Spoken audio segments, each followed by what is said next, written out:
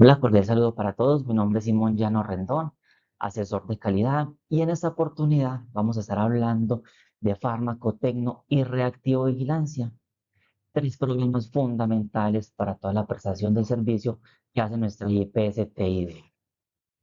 Entonces, para empezar, debemos de recordar y de introyectar que todas las acciones que nosotros hacemos durante nuestra prestación de servicio, tanto la parte asistencial como nuestras actividades administrativas, deben de estar encaminadas en la seguridad del paciente, ya que la seguridad del paciente es parte fundamental en la atención en salud, dado la alta prevalencia de eventos adversos que se reporta a nivel mundial. Por ende, minimizar los riesgos en el uso de diferentes tecnologías como medicamentos, dispositivos médicos, reactivos, diagnósticos, entre otros, es uno de los objetivos primordiales para la buena atención en salud y sinónimo de calidad en la prestación de servicios de salud.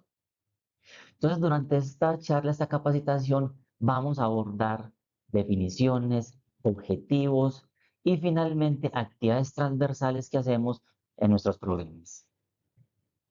Entonces, para empezar, debemos de identificar y de conocer cuáles son esas diferencias entre un incidente y un evento adverso. Técnicamente, entonces, incidente es una circunstancia que sucede en la atención clínica de un paciente que no le genera daño, pero que en su ocurrencia se incorporan fallas en los procesos de atención que de no ser ajustados podrían llegar a causar daño. Entonces, en un incidente podemos encontrar cuando desde el área de programación hacen una transcripción errónea de un medicamento, ¿cierto? Pero el área de farmacia identifica ese error. Eso puede catalogarse como un incidente. Evento adverso, por el contrario, sí le generó daño al paciente. Es la transcripción errónea que se hizo desde programación, por ejemplo, farmacia tampoco lo identificó, el auxiliar de enfermería tampoco hizo los 5 correctos y el paciente se le administró un medicamento que no estaba ordenado o en una concentración mayor o en una concentración menor y le causa un daño al paciente. Ahora entonces vamos a proceder a hablar de cada uno de los programas. Vamos a iniciar con farmacovigilancia, quizás el más conocido, quizás con el que hemos tenido mayor acercamiento. Entonces me dice que farmacovigilancia es el conjunto de métodos, observaciones y registros obtenidos durante el uso extendido de un medicamento en la etapa de su comercialización y se encarga de la detección, evaluación, entendimiento y prevención de los eventos adversos o cualquier otro problema relacionado con los medicamentos. Entonces, la regente de farmacia, como líder del programa de farmacovigilancia, está pendiente de los reportes que cada uno de nosotros hacemos cuando hay algo que le pasa al paciente referente con el medicamento.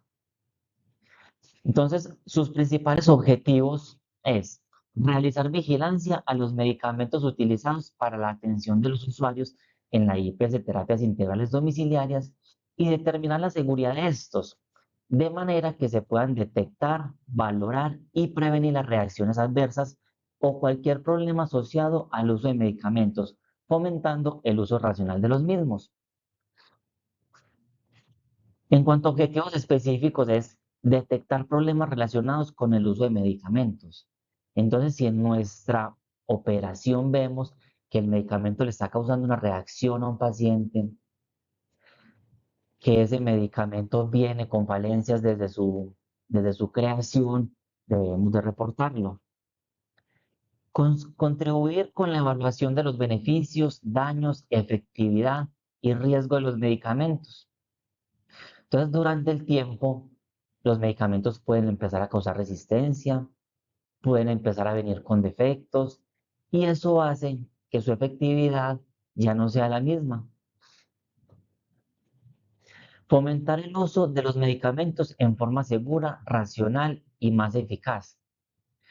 Como bien conocemos, los medicamentos no son una tecnología que cualquiera pueda utilizar, que nos debamos de automedicar y que en nuestra práctica pues debemos de hacerlo con todas las medidas de seguridad desde un ordenamiento médico hasta la propia administración. Fortalecimiento de la cultura de seguridad que incentiva el reporte voluntario de eventos.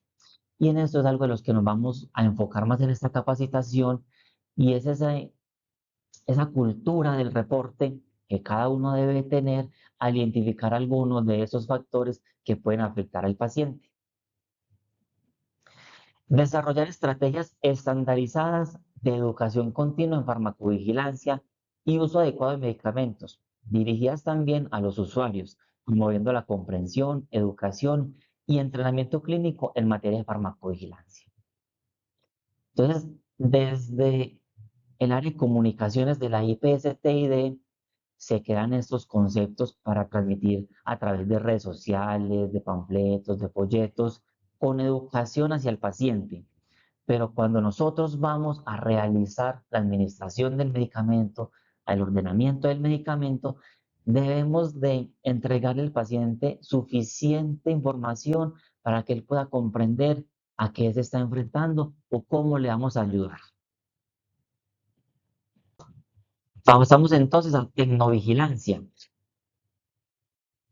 Tecnovigilancia me habla que es el conjunto de actividades y medidas que tienen como objeto la identificación y la cualificación de eventos e incidentes adversos asociados con los dispositivos médicos. Entonces ya dejamos a un lado los medicamentos y ya nos enfocamos en los insumos y dispositivos médicos. La tecnovigilancia tiene como objetivo general definir los mecanismos para identificar, recolectar, evaluar, analizar y divulgar los eventos o incidentes relacionados con los dispositivos médicos durante su uso, con el fin de mejorar la protección de la salud y la seguridad de los usuarios y todo aquel que se vea implicado directa o indirectamente con la utilización de dispositivos médicos en la IPS terapias integrales domiciliarias. Al igual entonces que farmacovigilancia tiene unos objetivos específicos que nos ilustran aún más puntualmente qué es lo que hace el programa de tecnovigilancia. Promover el uso seguro de dispositivos médicos mediante la capacitación y difusión de buenas prácticas. Entonces, desde la ingeniería biomédica, desde la regencia de farmacia, nos deben capacitar en las nuevas tecnologías que adopte la IPS con el fin de que esa nueva tecnología sea utilizada de la mejor manera en pro de la seguridad del paciente. Implementar estrategias de vigilancia para prevenir y gestionar riesgos asociados a dispositivos médicos.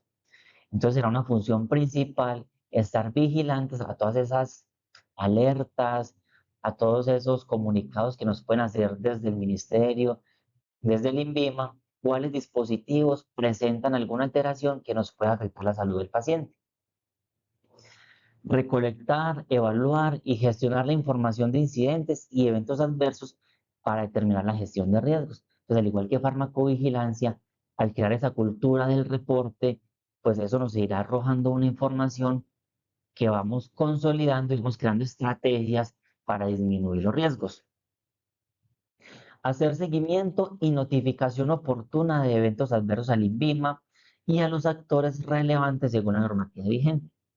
Entonces, más adelante también vamos a ver esa manera de reporte y a quién le debemos de reportar, ya que este tipo de programas no es información que se queda únicamente en la institución, sino que transciende a otras entidades, las cuales, de acuerdo a todo lo que va reuniendo, pues empieza a crear unas políticas públicas, unas normas en pro de la seguridad del paciente. Ahora pasamos entonces a reactivo vigilancia. Ya vimos farmacovigilancia, vimos tecnovigilancia, ya nos enfocamos en el último programa que es reactivo vigilancia. Entonces me habla de que es un esquema de monitorización intensivo por medio del cual se establecen mecanismos y o métodos para la detección temprana o previa de problemas relacionados a los reactivos de diagnóstico in vitro, constituyéndose en una efectiva estrategia de seguridad del paciente. Si bien la IPS solo tiene en cuanto a reactivos lo que termine con el glucómetro, debemos de estar capacitados, ya que eso también puede ser una fuente de incidentes o eventos adversos. El programa de reactivovigilancia me habla de que su objetivo es identificar, evaluar y minimizar los riesgos asociados con el uso de reactivos de diagnóstico in vitro, asegurando la calidad y seguridad en la prestación de servicios de salud. Entonces es un objetivo general que también va alineado con el objetivo que teníamos en reactivovigilancia y en tecnovigilancia. Objetivos específicos. En los objetivos específicos también vamos a encontrar qué hace parte de ese programa, como documentar los procedimientos del programa de reactivovigilancia. Todos estos programas no operan al azar o no operan improvisadamente. Hay unos documentos madre que nos dirigen y nos guían en el paso a paso de qué hacer y cómo hacer en el caso de que se presente algún incidente o evento adverso, o en el caso de que no se presente, cómo seguir ejecutando esas actividades para que no se vaya a presentar en algún momento. Describir las diferentes actividades que se deben realizar para un adecuado seguimiento de control y vigilancia a los reactivos de diagnóstico in vitro. Entonces, ¿qué debe hacer el regente de farmacia cuando compra un glucómetro? ¿Qué debe hacer cuando adquiere las tirillas? ¿Qué debe hacer con los controles de calidad? ¿Qué hacemos con esas soluciones? Todo esto me debe quedar bien estipulado. Realizar seguimiento permanente al adecuado funcionamiento del programa de vigilancia. Entonces, no es solamente tenerlo documentado y que nos reporten de vez en cuando algo que haya pasado. Es como día tras día todo el personal está en pro de poder identificar en cuanto a los tres programas incluso qué está pasando, lo estamos haciendo bien, nos saltamos algún proceso, debemos de hacer alguna mejora. Reportar de forma adecuada y oportuna todo evento adverso o incidente presentado con cualquier reactivo diagnóstico. Este ya entonces es un objetivo específico y directo con el programa de reactivo vigilancia. Ahora pasamos a esas actividades transversales, que es donde más interactuamos nosotros, los asistenciales, y en general toda la parte administrativa. Entonces, lo primero donde nosotros debemos de actuar es en los reportes, pero que debemos de reportar. Todos los incidentes relacionados con medicamentos, dispositivos médicos, equipos biomédicos o reactivos. Recordemos que incidentes son todas esas actividades que no le generaron un daño al paciente, pero que hubo un error en todo ese andamiaje de los procesos. Alguien redactó mal, una fórmula errada, un dispositivo que no era para el paciente, nos llegó una aguja sin punta, alguna de esas cositas que posiblemente, si no las identificamos, le iban a causar daño al paciente. Todas las reacciones a medicamentos administrados o formulados a los usuarios. Entonces le estamos administrando un medicamento al paciente y vemos que le generó un sarpullido, la piel se enrojeció, todo esto lo debemos de reportar. Cualquier sospecha con medicamento o medicinas tradicionales complementarias utilizados por los usuarios. Entonces, como nosotros hacemos una atención domiciliaria integral, cuando hacemos nuestras preguntas, nuestro abordamiento al paciente, identificamos que este paciente, además de los medicamentos que le administramos o le ordenó el médico, utiliza otras ayudas que él considera que le van a servir, pero esos medicamentos o estas ayudas generan de pronto alguna reacción. Debemos de reportarlo también. Error de medicación en la prescripción o administración errada. Entonces, desde que nos asignan un paciente, el área encargada debe revisar muy bien que esa orden cuente con todo lo requerido, que el nombre del medicamento, la dosis, la dosificación, la cantidad horaria, etcétera. El área de farmacia, para poder alistar los medicamentos, debe de corroborar esa orden médica. El auxiliar de administración de medicamentos debe garantizar que sea el paciente correcto y que todos los medicamentos estén de acuerdo al ordenamiento. Fallos terapéuticos, resistencia a medicamentos y sospecha de efectos en los productos farmacéuticos. Entonces ya tenemos un paciente al cual hemos administrado antibiótico por cierta cantidad de tiempo y vemos que no mejora. Quizás ese paciente ya tenga una resistencia a ese medicamento. Debemos de reportarlo y en el estado médico entonces ya se encargarán de revisar la historia clínica del paciente y de formular otro medicamento que nos pueda ayudar. O posiblemente también ese medicamento pueda tener entonces un defecto farmacéutico que no esté haciendo el efecto que queramos. Hurto de equipos biomédicos. Si en algún caso se presenta de que nos hacen el hurto de un equipo, debemos de reportarlo también. Porque cuando nosotros compramos o adquirimos un equipo, ese equipo queda registrado a la IPS. Entonces debemos de evitar que se haga alguna atención o alguna autoatención con ese equipo y que la IPS pueda verse involucrada en algún caso. Todo evento adverso luego del uso de un dispositivo médico, equipo biomédico, medicamento o reactivo.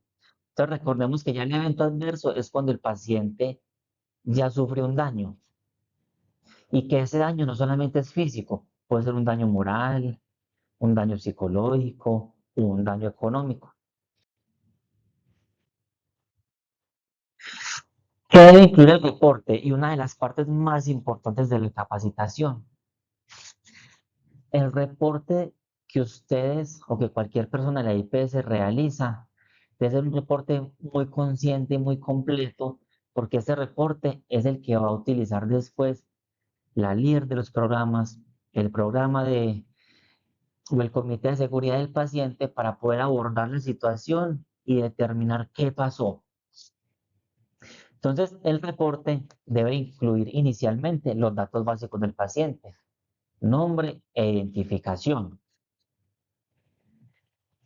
Debe identificar o debe describir el servicio al que pertenece, crónicos, ambulatorio, paciente, hospitalización adulto pediátrico.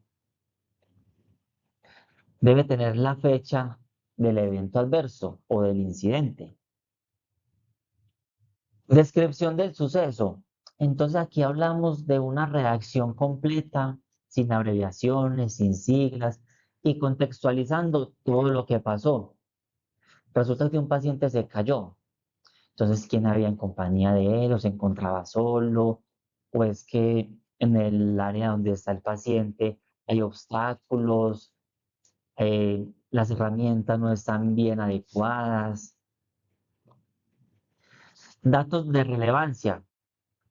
Ya aquí nos enfocamos entonces en unas puntualidades que más adelante nos van a pedir los entes regulatorios, como que el nombre del reactivo, del medicamento, del dispositivo, eh, dosis, vía de administración, frecuencia, fecha de inicio y finalización, y entre otros componentes que me ayuden a esclarecer todo lo que pasó con el paciente.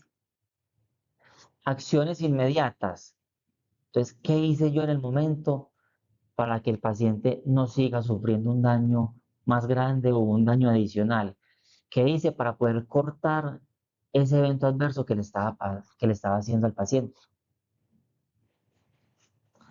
Datos del reportante, eso es muy importante porque si nos llega un evento adverso, pero no sabemos quién lo reportó, no podríamos ampliar una información, cómo se dio cuenta o quién te contó, porque muchas veces eh, tomamos como que el reporte a eventos adversos va a ser algo cognitivo y no se revisa en sí quién cometió el error, sino por qué se cometió, qué fallas pasaron para que se produjera ese evento adverso.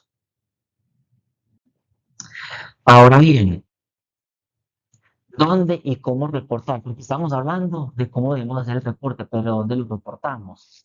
Entonces la IPS tiene condicionados dos maneras de hacer el reporte. Una es mediante un formulario en Google Forms que vamos a estar enviando entonces el link donde tiene esos campos que acabamos de mencionar para diligenciar. Este Google Forms viaja directamente a un correo institucional y de ahí podemos hacer una trazabilidad. Y también tenemos la opción en el software asistencial.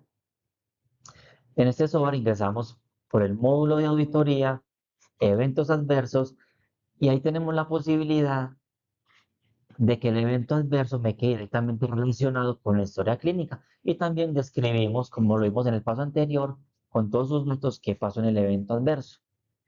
Y adicional, cuando estemos haciendo la nota de la atención, la nota médica, terapéutica, etcétera, debemos de registrar que el paciente tuvo un evento adverso, que se hizo y se reportó. Esto en cuanto a formatos o opciones que tenemos institucionalmente.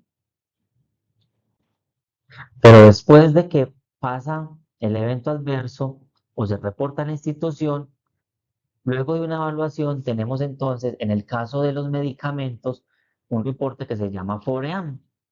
Este reporte es adoptado institucionalmente y debe contener un detallado de qué pasó con el evento adverso, con el medicamento, el lote, el registro INVIMAL, la dosis, la frecuencia, etcétera. Es un documento que me lleva a hacer un registro mucho más detallado. También tenemos entonces para reactivo vigilancia y para tecnovigilancia. Esos documentos también se deben diligenciar para llevar un control de qué ha pasado y también me piden una información mucho más detallada. Por eso es que debemos de registrar el evento adverso o hacer el reporte con la mayor cantidad de datos posibles para que luego que vamos a diligenciar estos formularios pues sea de una mejor manera y mucho más fácil. Pero entonces, ¿qué pasa después del reporte? Estoy en una atención médica, evidencio que el paciente tuvo un evento adverso, lo reporto a mi dirección médica. ¿Qué pasa después de ahí? Entonces, el líder del programa de fármaco, tecno y reactivovigilancia, en compañía del Comité de Seguridad del Paciente y cualquier colaborador implicado en el caso o implicado en la ejecución de los procesos de la IPS cuando se requiera, realizará la investigación y valoración del caso para confirmar o descartar la causalidad del evento mediante el registro en el protocolo de Londres. Entonces, ese es el formato protocolo de Londres adaptado institucionalmente que me lleva cronológicamente qué pasó, la fecha de qué programa, primero pasó esto, luego esto, tuvo estas acciones y muy importante, hay una sección que me dice o que me permite realizar un análisis sistemático y objetivo de ese incidente o evento adverso. Y me permite entonces identificar las causas subyacentes. Es decir, lo mencionaba anteriormente, no es algo cognitivo. Es que el auxiliar de enfermería lo dejó caer. No es que lo haya dejado caer. ¿Qué pasó para que ese paciente tuviera esa caída? La cama no tiene barandas, el paciente es muy pesado para el auxiliar, en la habitación hay obstáculos y en el transcurso de que lleva el paciente hacia el baño, se enredaron en una matera, en un nochero y se cayeron. O definitivamente el auxiliar estaba en su celular y no le prestó atención al paciente, que ya sabemos que el paciente tenía alto riesgo de caída. La habitación es oscura, ¿cierto? No cumple con ciertas condiciones. Entonces aquí identificamos un montón de causas que me llevan a esa cúspide de por qué pasó. Esto entonces se hace en el protocolo de Londres.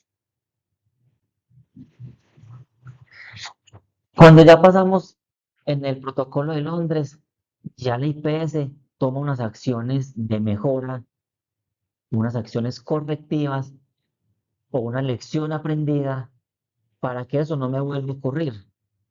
O si me ocurre, no le genere tanto daño al paciente como aquella primera vez. Entonces ahí finalizamos con lo que tiene que ver el reporte de eventos adversos o incidentes en los programas de fármaco, tecno y reactivovigilancia. Pero estamos entonces enfocados mucho más en el hacer puntual de nosotros cuando pasa algo.